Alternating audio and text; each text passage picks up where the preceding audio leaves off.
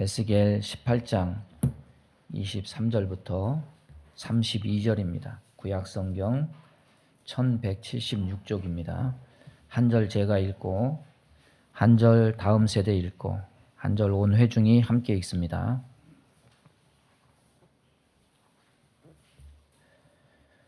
주 여호와의 말씀이니라. 내가 어찌 악인이 죽는 것을 조금인들 기뻐하랴. 그가 돌이켜 그 길에서 떠나는 것을 어찌 기뻐하지 아니하겠느냐.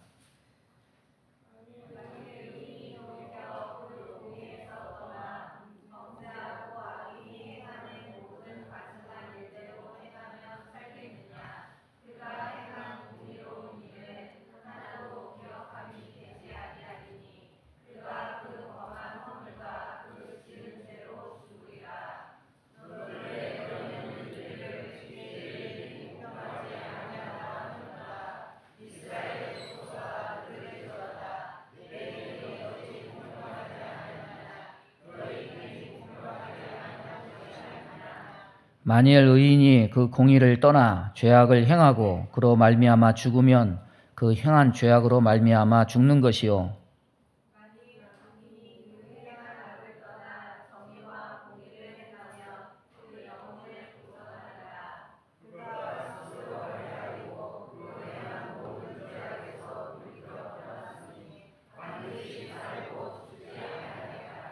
그런즉 이스라엘 족속은 이르기를 주의 길이 공평하지 아니하다 하는도다. 이스라엘 족속아, 나의 길이 어찌 공평하지 아니하냐.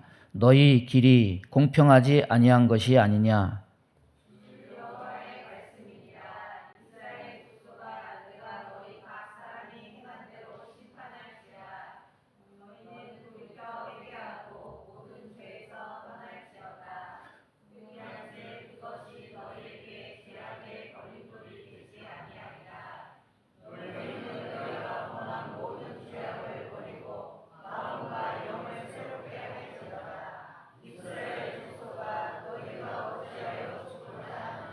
다 같이 합니다. 주 여호와의 말씀이니라. 죽을 자가 죽는 것도 내가 기뻐하지 아니하노니 너희는 스스로 돌이키고 살지니라. 아멘. 자, 말씀을 전하겠습니다. 에스겔 오늘 본문 말씀 가지고 스스로 돌이키고 살지니라 말씀 전합니다. 여러분, 신앙은 자유입니까? 억압입니까?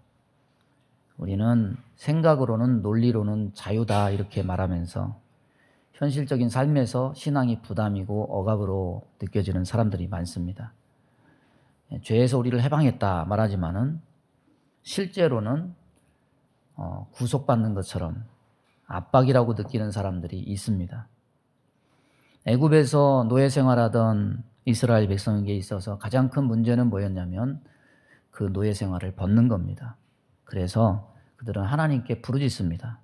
하나님이 그들을 긍휼히 여겨주셔서 모세를 보내서 구원하셨고 자유를 얻었습니다. 그럼 문제가 해결됐을까요? 거기서부터 또 다른 문제가 시작이 됩니다. 하나님이 그들에게 율법을 주시면서 너희들 생각을 쫓아 살면 망할 것이고 하나님이 주신 말씀대로 살면 그것이 살 길이다 가르쳐 주셨습니다. 이제는 하나님과의 관계, 신앙적인 문제가 되기 시작합니다. 이스라엘은 항상 그 하나님의 율법을 부담스러워했습니다. 실제적으로 이것을 또 다른 억압으로 받아들였습니다. 그래서 표면적으로는 하나님을 버린 것이 아닙니다. 하지만 자기들 멋대로 믿었습니다. 북이스라엘은 북쪽 백성을 성전을 소유한 남유다 백성에게 빼앗길 수도 있겠다. 이런 불순한 정치적인 동기로 보란듯이 말씀을 떠나서 자기들 멋대로 남쪽 경계 지역의 베델, 북쪽 경계 지역의 단, 여기에 금송아지 우상을 만들고 이것이 우리를 애굽에서 구원한 하나님이다. 이렇게 선포하며 섬깁니다. 남유다는 정통신앙, 정통성전, 정통제사장의 혈통, 그것을 내세워서 잘 믿는 것 같이 보였습니다. 그러나 성전 밖을 나가면 산당에 우상을 갖다 놓고 우상을 섬깁니다. 결국 남유다도 말씀을 떠나서 살았고 북이스라엘 못지않게 하나님의 분노를 촉발시킵니다. 그래서 북이스라엘과 남유다는 좀 더 일찍 망했느냐, 좀 늦게 망했느냐 차이뿐이지 생수의 근원인 하나님 말씀을 벗어버리고 자기들 나름대로, 자기 생각대로, 자기 감정대로, 자기 욕망대로 믿은 점에 있어서는 똑같습니다.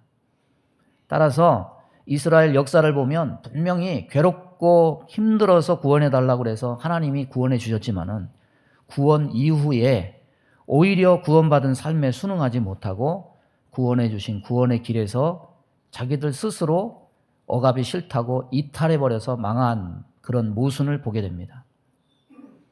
여러분, 사람들은 자신의 삶의 가치를 구원받은 과거에 두고 또는 구원이 완성될 미래에 두고 이렇게 사는 사람이 있습니다. 그러나 여러분, 그리스도인에게 있어서 가장 중요한 것은 과거도 물론 중요하고 미래도 물론 중요하지만 우리에게 가장 중요한 것은 뭐냐면 지금이에요. 지금의 현실입니다. 어떤 면에서 그렇습니까? 지금의 생명, 지금의 현실은 돈 주고 살 수 있는 것이 아니에요. 굉장히 소중한 겁니다. 구원은 사실 과거에 있는 것도 아니고 미래에 있는 것도 아니고 구원은 사실 오늘 내 현실에 있어야 되기 때문입니다. 여러분, 구원이 추억이 되면 되겠습니까? 과거에 구원받았다는 사실로서만 말씀을 떠나서 현재 자기 생각과 욕심대로 사는 것, 그건 이스라엘의 삶과 똑같은 거예요. 구원이 미래에 있다는 사실만 바라면서 데살로니가 교회 성도들처럼 무의도식하면서 오늘의 삶을 아무렇게나 산다면 그 구원은 몽상입니다. 하나님은 과거에 우리의 구원을 인치셔서 확정하셨지만 우리는 하나님이 이 땅에서 정해놓은 이 하루하루를 시간들을 살아내지 않으면 안 됩니다. 그 삶은 무엇입니까? 행위를 쌓아서 구원을 완성하라는 과제물이 아닙니다. 이제는 구원받았으니까 구원받은 자로서 합당하게 하나님의 구원의 증거를 보이면서 살라는 겁니다. 현실의 우리의 삶, 구원받은 자로서 말씀의 인도하에 합당하게 살아가는 우리의 삶은 우리의 구원을 입증해 주는 겁니다. 오늘 구원받은 자로서 합당하게 사는 삶의 모습이 과거에 구원받았음을 확증하고 미래에 구원받을 소망을 확신케 해주는 겁니다. 그런 의미에서 구원은 과거에 있는 것도 아니고 미래에 있는 것도 아니고 바로 오늘 지금 이 자리에 있는 겁니다. 성경에서 말하는 한 개인의 구원의 확신은 그런 현실의 올바른 믿음 생활을 바탕으로 한 것을 기준해서 말하고 있는 것이지 무턱대고 그 한 사람 과거의 한 시점, 미래의 한 시점에 두고 말하지 않습니다. 오히려 현실에서 믿는 그 모습을 보고 과거에 받은 구원과 미래에 완성될 구원을 확신하는 겁니다.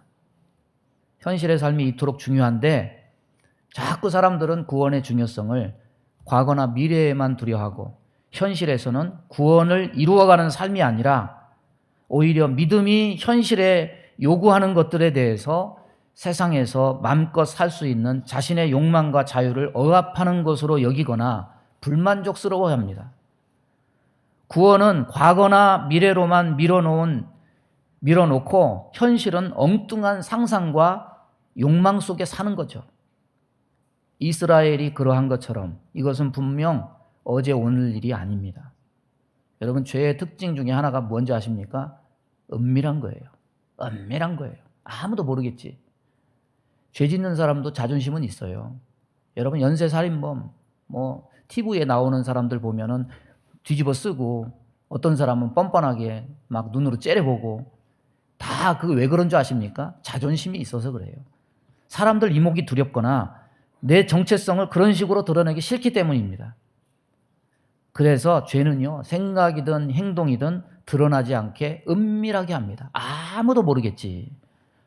아무도 모를 것이라는 생각을 넘어서 아무도 모르는 것을 넘어서 아무도 모르니까 뭐가 문제가 될까 이렇게 생각하지만 시편 말씀 보면 주께서 우리의 죄악을 주의 앞에 놓으시며 우리의 은밀한 죄를 주의 얼굴빛 가운데 두셨다. 여러분, 죄를 하나님이 얼굴 중심에 보시고 이렇게 들여다보고 계셔요. 고민하십니다. 지켜보십니다. 여러분, 경건은 뭡니까? 주일날 나와서 예배 한 번 달랑 드리는 게 경건이 아니에요. 무디가 이렇게 말했습니다. 따라서 보겠습니다. 경건이란 아무도 보지 않을 때 나의 모습이다. 여기선 예배 실컷 드리고 일주일 동안 힘들었으니까 나 건들지 마. 게임 열심히 하네. 밤새도록 게임을. 그 경건 아니죠. 예? 여러분, 신앙을 억압과 간섭으로 받아들여 혼자 있을 때 자유를 만끽함이 죄를 마음껏 발산하는 데 쓰인다면 이건 경건이 아니라 신앙의 이중성 아니겠습니까? 아니, 신앙은 포장이고 신앙을 떠나서 표출하는 그 마음과 행동이 나의 본질 아닙니까? 그래서 이스라엘 역사를 비춰보자면 구원의 문제는 과거나 미래의 문제가 아니에요. 오늘 나의 삶의 현실의 문제입니다. 교회 마당에 진입했다고 다 된 게 아닙니다. 구원의 좁은 길을 올바로 가는 것이 중요한 겁니다. 그래서 교회라는 경계 안에 있다고 경각심을 버릴 수가 없습니다. 오늘 말씀을 통해서 구원의 도를 바로 잡고 현실의 삶에서의 갈등을 믿음으로 이겨내서 저와 여러분에게 주신 구원을 끝까지 이루어가는 저와 여러분 되기를 바랍니다. 첫째, 오늘 말씀을 보면 이스라엘 백성이 하나님을 불의하다 합니다. 사람들이 구원의 길을 감에 있어서 자신의 뜻대로 뭔가 안 되든지 아니면 하나님 말씀대로 사는 것이 너무 힘들고 벅차질 때 하나님을 향해서 감정을 갖습니다. 그게 뭡니까? 하나님이 불공평하시다.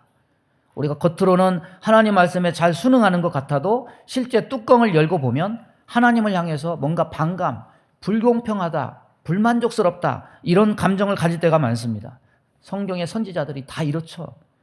그래서 어떤 사건에 대해서 성경의 선지자들에게서 나타나는 공통적인 반응은 하나님을 향해서 공의의 하나님이 살아계시다면 어떻게 이런 불공평한 일이 이 세상에 일어나는 것입니까? 하나님을 향해서 항의하지 않습니까?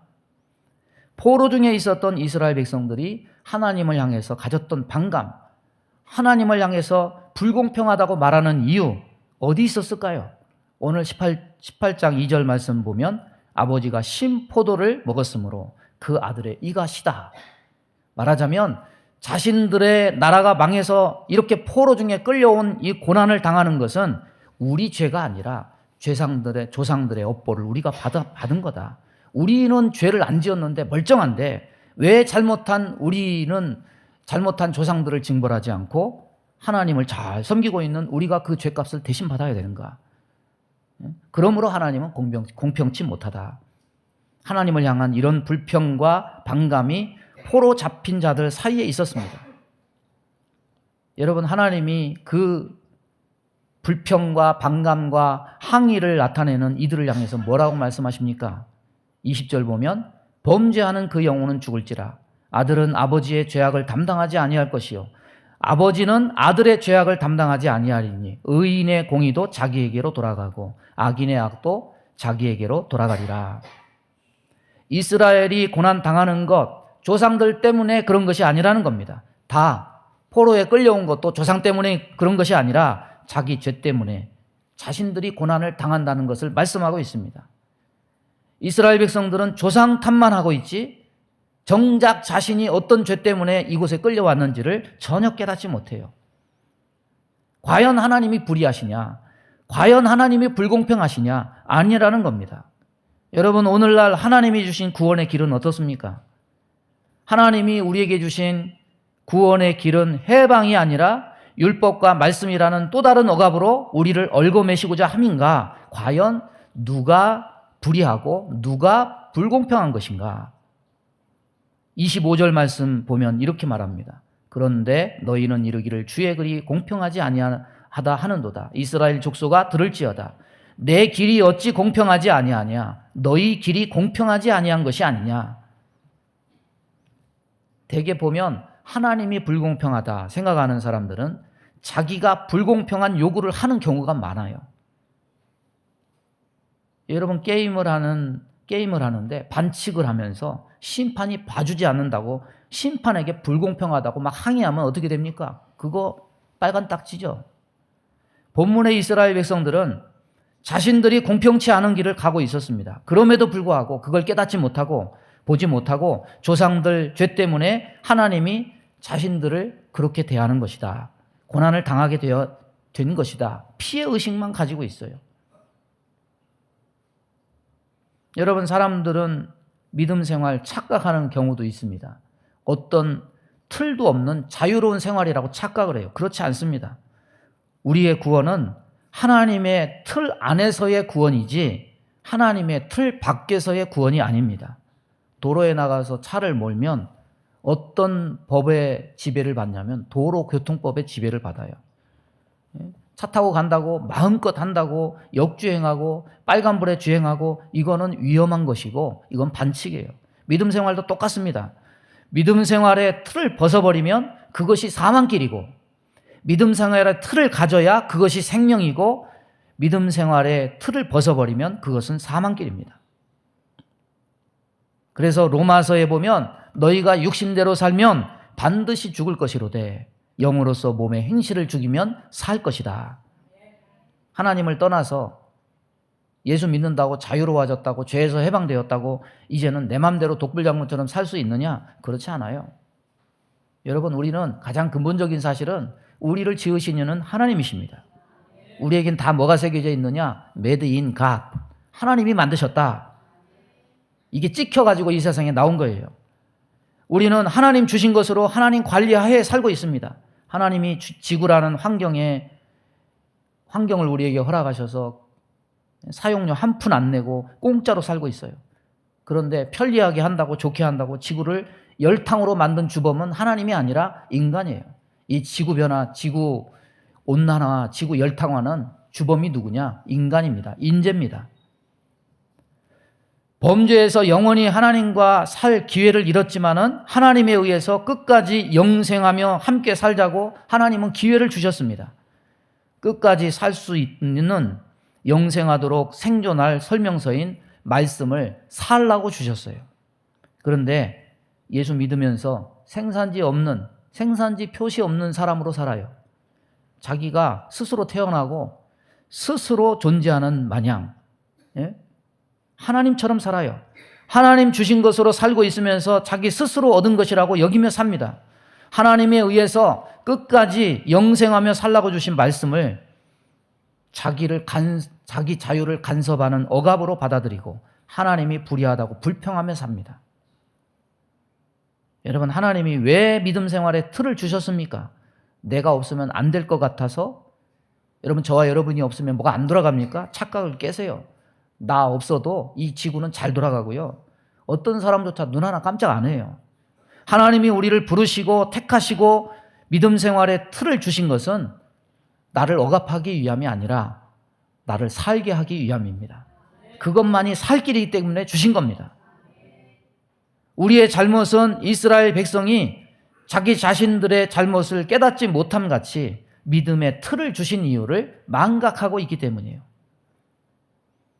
믿음의 틀을 살라고 주신 것을 잊고 자기를 억압하려고 주신 것이라고 오해하고 착각하며 살기 때문입니다. 하나님이 불의하냐? 하나님이 불공평하냐? 절대 그렇지 않아요. 내 생각이 뭔가 잘못되어 있는 거예요. 오늘 말씀에 하나님의 간절한 소원이 나옵니다. 23절 보면 주 여호와의 말씀이니라. 내가 어찌 악인이 죽는 것을 조금인들 기뻐하랴. 그가 돌이켜 그 길에서 떠나 사는 것을 어찌 기뻐하지 아니하겠느냐. 우리는 하나님 사랑이 크다는 거 다 알죠. 하나님의 심판을 두려워하는 마음도 있습니다. 그러나 하나님의 그 사랑이 크다 함은 오늘 말씀을 보면은 더 확대시켜 재해석할 수밖에 없습니다. 하나님 사랑에 대해서 말할 때 우리는 믿는 자만 사랑하시는 그 하나님으로 우리는 그렇게 생각할 수 있지만 그렇지 않습니다. 오늘 말씀을 보니까 하나님은 구원의 틀 밖에 구원의 틀을 벗어나는 악인이라도 죽는 것을 기뻐하지 아니하시고 죽을 자가 죽는 것도 기뻐하지 아니하시고 그가 돌이켜서 그 길에서 떠나 살기를 원하시는 하나님이시다. 제한적 사랑이 아니라 택하지 않는 사람들조차도 사랑하시고 그런 길을 가는 것을 하나님은 매우 안타깝게 여기신다는 거예요. 우리 요한복음 3장 16절 다 알죠? 하나님이 세상을 이처럼 사랑하사. 거기에 세상, 그 세상은 믿는 자만이 아니라 믿지 않는 세상 사람도 포함하는 사랑인 겁니다. 따라서 하나님 사랑의 범주는 믿는 자 안에서만 해석될 수 없습니다. 하나님의 심판을 말하면서 하나님은 잔인하고 무섭다고 말한다면 이 말씀을 읽고 그렇게 말할 수가 없어요. 하나님이 불의하고 공평한 하나님으로 비춰지는가? 불의하고 공평하다면 사람이 불의하고 공평하지 죽을 자가 죽는 것도 기뻐하지 않으시는 하나님이 어떻게 불의한 하나님이 되고 불공평한 하나님일 수 있습니까? 하나님의 관심, 하나님의 사랑, 믿는 자에게만 있는 것이 아닙니다. 하나님의 간절한 소원은 무엇이냐? 믿는 자든지 믿지 않는 자든지 하나님은 의인과 악인 모두가 살기를 원하신다. 사는 겁니다. 하나님이 생기를 불어넣어서 세상에 보내신 하나님의 형상 닮은 모든 자들이 진정으로 하나님은 살기를 원하십니다. 죽어 마땅한 연쇄 살인범 세상에서 격리되죠. 그런다 할지라도 죽을 자가 죽는 것도 기뻐하지 아니하시고 그가 돌이켜 회개하고 살기를 원하신다. 그렇다면 하나님이 오늘날 나에게 구원의 복음을 허락하셨고 말씀대로 살기를 왜 원하시는 것이냐? 나를 억압하고 매이해서 나를 죽이려 하심인가? 그것이 아닙니다. 구원하신 이유가 죄에서 나를 살리려 하심이었듯이 오늘날 내게 말씀을 주어서 말씀대로 살라고 하심도 역시 죄에서 나를 살리려 하심입니다. 우리는 하나님이 나의 삶의 필요를 더 많이 준비해서 채워주셔야 되고 지금 상황으로는 많이 부족한 듯한 마음을 갖습니다. 따라서 마치 말씀이 자신이 요구하는 욕망의 발목을 붙잡는 것 같으니까 불평을 해요. 하지만 내가 살 수 있는 진정한 필요는 하나님이 다 예상하시고 준비하셨습니다. 그것이 십자가와 말씀입니다. 애굽에서 꺼내서 구원해 주시고 너는 물고기고 네가 살아야 될 웅덩이는 말씀의 웅덩이다. 말씀해 주셨습니다. 말씀을 주시면 말씀을 떠나면 죽기 때문에 살라고 주신 것이지 죽이기 위해서 주신 것이 아니라는 거예요. 하나님의 간절한 소원이 죽을 자가 죽는 것도 기뻐하지 않으시고 그가 돌이켜 사는 것인데 하물며 구원시킨 백성을 억압하고 굶겨 죽이려고 말씀을 주셨겠습니까?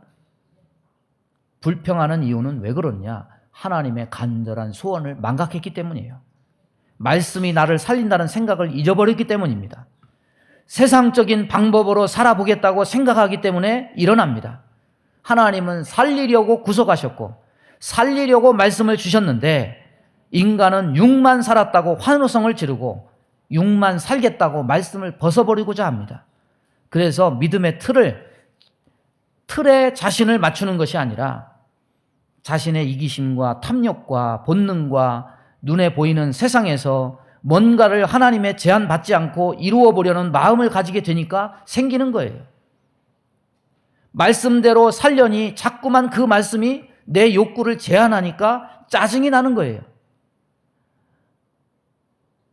살게 하려고 예수 그리스도를 보내서 십자가 보혈로 우리를 구속하셨고 살게 하시려고 성령님을 보내서 계속해서 말씀의 생수를 공급하시는데 그런 것들을 망각하고 버리고 살기 때문에 이런 하나님을 불의하다 짜증을 내면서 하나님께 항의를 하게 되는 겁니다. 오늘 말씀의 핵심이 뭡니까? 우리 32절을 다 같이 한번 읽어봅니다. 자, 시작. 여호와의 말씀이니라. 죽을 자가 죽는 것도 내가 기뻐하지 아니하노니 너희는 스스로 돌이키고 살지니라. 여러분, 사람이 왜 죽습니까? 죄 때문에 죽는 거죠? 맞습니다. 그러나 성경을 보면 창세기부터 요한계시록까지 하나님의 백성조차 죄가 가득하지만 그 중에 죄 때문에 죽을 수밖에 없는 사람이 많지만 사한 자가 있습니다. 그 사람은 죄를 안 지은 자가 아니에요. 어떤 사람이 산 자냐? 따라서 해보겠습니다. 돌이킨 자. 그래서 정확히 말하면 인간은 죄 때문에 죽는 것이 아니라 돌이키지 않아서 죽는 것이에요. 인간은 다 죄 지어요. 저 감옥에 가면 예수 믿는 사람, 예수 안 믿는 사람 비율이 똑같다고 하지 않습니까? 그러니까 예수를 믿어도 죄 짓는 사람이 많은 거예요. 안 지으면 좋겠는데 죄를 지을 수밖에 없는 구조를 가지고 있고 한 번만 짓는 것이 아니라 평생 죄 짓습니다. 은밀하게 죄 짓고 마음속으로 미워하고 생각으로 죄짓고 우리는 죄 구덩이에서 삽니다. 우리의 힘으로 이 죄 문제를 해결할 길이 없어서 하나님이 스스로 구원받을 수 없는 인간에게 구원의 길을 보이셨습니다. 그분이 누구시냐? 예수 그리스도십니다. 이 예수 그리스도에게 돌이키며 사는 자에게는 생명이 있습니다. 날마다 십자가로 돌이키는 자에게는 은혜가 있습니다. 우리는 다 양 같아서 연약합니다. 우둔해서 각기 제 길로 갑니다. 그래도 매일매일 자기와 싸우면서 눈물을 흘리면서 이 하나님의 부르심에 반응하고 돌이키는 자에게 하나님은 한 번도 거절치 않으시고 위로와 은혜와 자비와 긍휼을 베푸시는 하나님이십니다. 매일매일 이 반응, 돌이킴의 반응이 이어지고 있다면 그것은 오늘 구원이 내 삶에 이루어지고 있다는 증거가 될 것입니다. 하나님의 은총이 뭡니까? 저와 여러분에게 하나님의 은혜와 은총이 없다면 저와 여러분은 죄 때문에 바로 죽을 겁니다. 그러나 하나님의 은총은 뭐냐? 기회를 주는 겁니다. 끊임없이 기회를 주는 겁니다. 신앙의 틀은 두 가지가 있습니다. 큰 틀은 뭐냐면 하나님 편에서 자비와 긍휼과 사랑을 베푸시는 거예요. 작은 틀은 뭐냐면 인간 편에서 죄악을 버리고 그 하나님께 반응하고 하나님께 돌이키는 거예요. 그러나 문제는 뭡니까? 큰 틀은, 하나님의 큰 틀은, 은총의 큰 틀은 변함이 없습니다. 항상 작은 틀이 문제입니다. 이스라엘 백성에게 하나님이 그 큰 틀을 포기하신 적이 없습니다. 항상 기다리십니다. 항상 자비와 긍휼을 베푸십니다. 그러나 문제가 뭡니까? 언제나 스스로 돌이키지 않는 그 백성이 문제였습니다.